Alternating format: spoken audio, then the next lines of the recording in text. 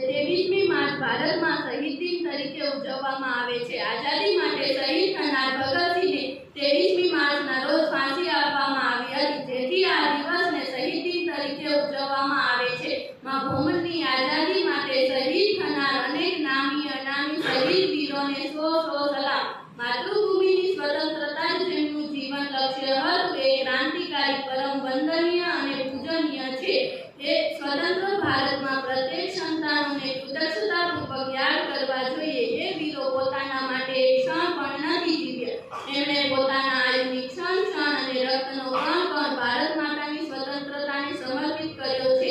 એમનું મહાન, ઉત્કૃષ્ટ અને અનુકરણીય યોગદાન હતું। એમના મહાન સમર્પણની પાછળ સાહસ, શૌર્ય અને ધૈર્ય હતા। એમણે અપાર કષ્ટો સહન કર્યા, પણ મુખમાંથી વંદે માતરમ અને ભારત માતા કી જયના જયઘોષ જ નીકળ્યા હતા। આઝાદી માટે શહીદ થનાર અનેક નામી અનામી રણબંકાઓને સલામી આપી યાદ કરવાનો દિવસ એટલે શહીદ દિન। આપણા દેશની સ્વરાજ્ય યાત્રાના લાંબા ગાળામાં અનેક વીરો શહીદ થયા છે। હિંસક અને અહિંસક ક્રાંતિની જુદી જુદી લડતોમાં અનેક વીરોએ પોતાનું બલિદાન આપ્યું છે।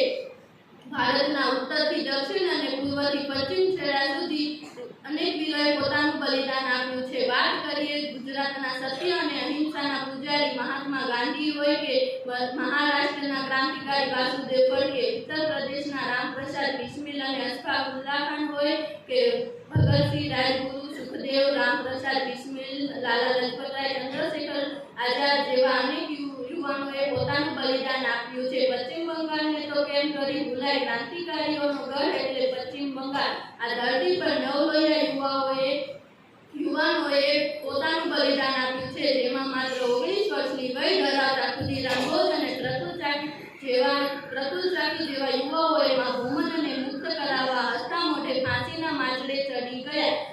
ઈસવીસન 1857ના સ્વાતંત્ર્ય સંગ્રામમાં અંગ્રેજ સામે લડત આપી શહીદ થયેલા અનેક વીરોને સો સલામ।